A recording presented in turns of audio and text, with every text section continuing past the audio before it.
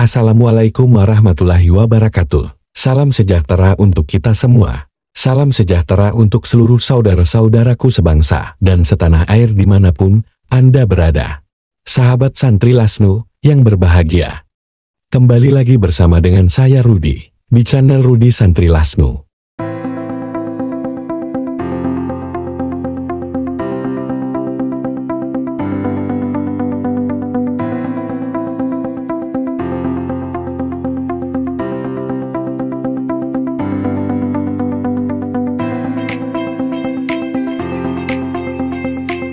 Pada kesempatan yang berbahagia ini, saya akan sedikit mengulas sebuah surat edaran yang disebarkan oleh pengurus cabang Nahdlatul Ulama, Kabupaten Pati, Jawa Tengah. Ada hal yang mungkin akan saya berikan catatan atas kitab-kitab lagi surat edaran ini. Di mana dalam surat edaran ini, mungkin untuk tujuannya itu bagus, hanya saja mengingat hal yang sampai saat ini belum selesai, yaitu mengenai polemik nasab. Bukannya PCNO, Kabupaten Pati itu, mendukung akan adanya gerakan-gerakan dari masyarakat, lebih khususnya adalah dari para kiai, para kesepuhan, para ulama, yang mendukung tesis Kiai Haji Imaduddin Utsman Al-Bantani. Tetapi di sini malah terkesan sebaliknya. Dan untuk lebih jelasnya mari kita bacakan tulisan di dalam surat edaran tersebut, agar kita lebih mengetahui dan memahami, untuk kemudian dikritisi oleh kita di sini. Pengurus Cabang Nahdlatul Ulama Kabupaten Pati, Jalan Dr. Susanto nomor 4 Pati, dan dikirim pada 24 Rabiul Awal tahun 1446 Hijriah, atau 28 September tahun 2024, kurang lebih 4 hari yang lalu, atau 3 hari yang lalu.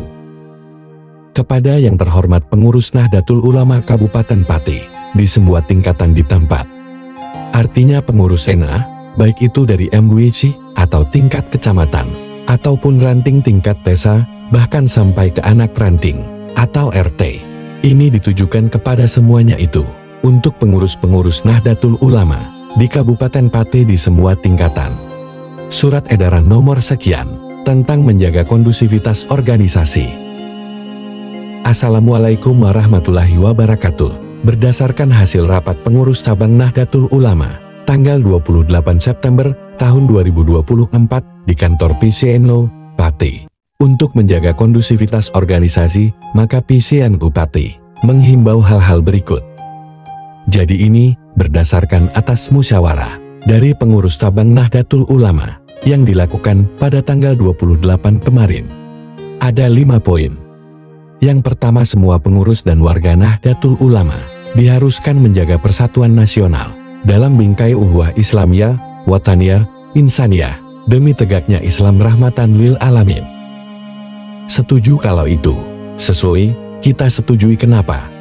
Kan semua pengurus atau warga Nahdien, semuanya itu diharuskan menjaga persatuan nasional.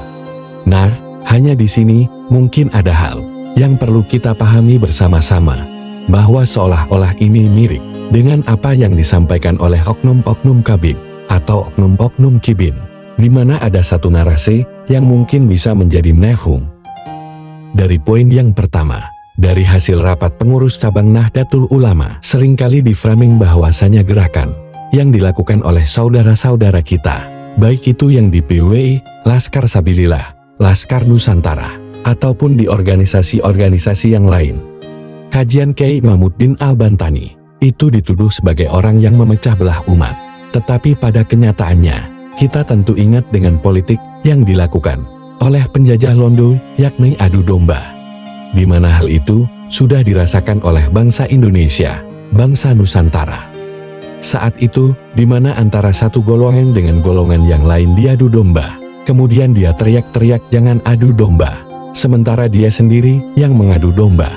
Artinya hal ini ketika memang diarahkan ke sana. Nah, tentu ini sangat tidak etis. Kemudian yang kedua, pengurus dan warga NU diwajibkan memuliakan habaib dan ulama sebagai tokoh panutan dalam ilmu dan perjuangan Islam, Ahlus Sunnah wal Jamaah sebagaimana amalia ulama salafus saleh. Mungkin untuk bagian yang kedua itu tidak masalah, tetapi ketika di sini pengurus dan warga NU diwajibkan memuliakan habaib, ya harusnya jangan habaib doang dong yang dimuliakan. Semua manusia harus dimuliakan, hanya titik beratnya itu kepada ulama. Nah, bagaimana ketika Habib-Habib itu bukan ulama, apalagi memiliki sikap-sikap, perbuatan-perbuatan, perilaku-perilaku, ucapan-ucapan yang tidak sesuai dengan ajarannya Rasulullah. Untuk fenomena baik itu di hari ini, atau hari-hari yang sebelumnya, kita sudah melihat bagaimana kibin-kibin, bagaimana oknum-oknum dari habaib itu menolak pengajian. Baik itu pengajiannya Gus Abbas, maupun pengajiannya Kiai Imaduddin, ataupun Kiai yang lainnya juga. Beberapa hari yang lalu, Kiai Marzuki Mustamar itu pun juga ditolak pengajiannya.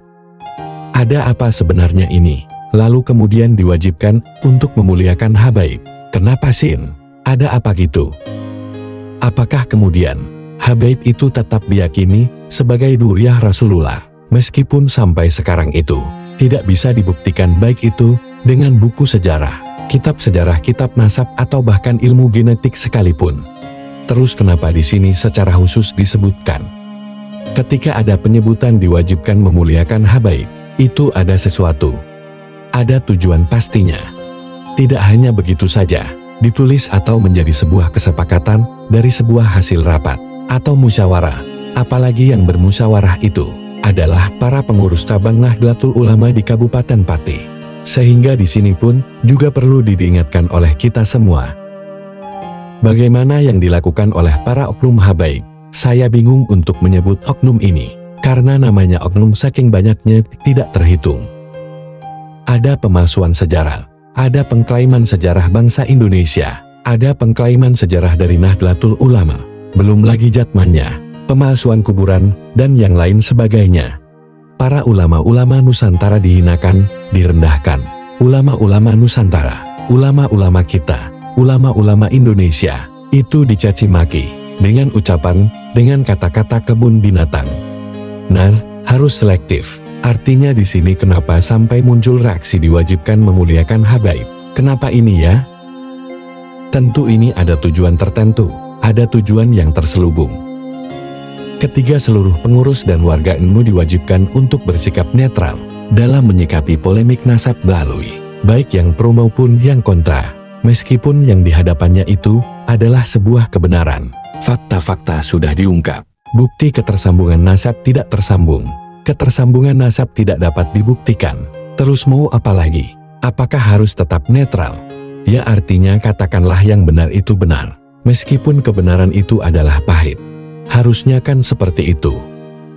Untuk poin yang ketiga ini, bersikap netral dalam menyikapi polemik nasab Bani Alawi, baik yang pro maupun yang kontra. Nah, apalagi kita ini untuk kubu yang ada pada pihak Kiai Haji Imaduddin Osman Al-Bantani, berbicara berdasarkan data, berdasarkan fakta, bukan fitnah. Lalu hal yang seperti ini kemudian ditolak. Ini terlalu. Saya nggak mau menerimanya, atau saya berada di tengah-tengah, tidak membela A, tidak membela B. Artinya sikapnya ini harus jelas. Oke, itu yang ketiga. Yang keempat, pengurus dan warga NU harus menyampaikan kepada masyarakat luas bahwa kemuliaan seseorang di sisi Allah Subhanahu wa Ta'ala bukan ditentukan oleh nasab atau suku maupun ras, tetapi ditentukan oleh ketakwaannya kepada Allah Subhanahu wa Ta'ala. Sebagaimana firman Allah dalam Quran surat Al-Hujurat, sesungguhnya orang yang paling mulia di antara kamu di sisi Allah Subhanahu wa Ta'ala adalah yang paling bertakwa. Nah, ini harusnya hitap ini yang seharusnya. Poin yang keempat, ini disampaikan kepada para habaib yang merasa mereka itu adalah keturunan orang-orang mulia, keturunan Rasulullah Shallallahu Alaihi Wasallam, yang menyatakan bahwa dalam darahnya itu terdapat darah Rasulullah. Harusnya seperti itu ya. Ini jangan dihitapkan kepada pengurus dan warga Nahdlatul Ulama saja, tetapi harus juga dihitapkan, diarahkan kepada mereka para habaib yang sampai hari ini masih mengaku sebagai keturunan Rasulullah Shallallahu Alaihi Wasallam, meskipun tidak mampu untuk mendatangkan bukti apapun. Oke, itu untuk yang keempat ya. Yang kelima, apabila ada dari kelompok masyarakat yang berlebihan dalam perbuatan, misalnya bersikap sombong, berbohong, mengandalkan nasab, caci maki dan lain-lain, yang bertentangan dengan moral luhur Islam, maka tidak perlu diikuti sesuai dengan dakwah ulama Hutmah Safawi Dakma Kadar. Setujulah, siapapun itu, baik itu di pihak pro Baloi atau pro Kiai Imad bersikap sombong, mengandalkan nasab, caci maki, yang bertentangan dengan moral-moral luhur Islam, ya itu tidak perlu diikuti. Betul, saya setuju. Demikianlah surat edaran ini kami sampaikan. Atas perhatian dan kerjasamanya kami sampaikan terima kasih. Wassalamualaikum warahmatullahi wabarakatuh. Pengurus Cabang Nahdlatul Ulama Kabupaten Pati, Kiai Minanur Rahman Rais Surya, Kiai Haji Abdullah Baik Hatib Surya, Haji Yusuf Hasim Ketua, Haji Maskan Sekretaris. Ditandatangani dan distempel. Artinya harusnya, kalau ingin bersikap netral dalam hal ini, kajilah tulisan yang ditulis oleh Kiai Imaduddin, buku-buku atau kitab-kitab yang ditulis oleh Kiai Haji Imaduddin. Dan, kalau perlu PCNU Kabupaten Pati, melakukan bahul masail, membahas secara khusus mengenai nasabnya Baloi, atau ketersambungan nasab Baloi. Itu baru keren. Tidak hanya dengan mengeluarkan statement, pengurus dan warga Nahdlatul Ulama diwajibkan memuliakan habaib dan ulama sebagai tokoh panutan. Memangnya semua habaib itu bisa jadi panutan? Kan enggak semuanya. Terlebih lagi ketika nasabnya itu dibatalkan semuanya, baik itu yang tua dan yang muda. Mungkin enggak semuanya, tapi mayoritas. Ya, mayoritas. Mungkin ada juga yang enggak masalah ketika nasabnya dibatalkan tidak bersambung pada Rasulullah Shallallahu Alaihi Wasallam. Tetapi dia itu tetap ingin menjadi seorang manusia yang mulia di sisi Allah Subhanahu wa Ta'ala. Tetapi ya tetap jangan baperkan. Wassalamualaikum warahmatullahi wabarakatuh.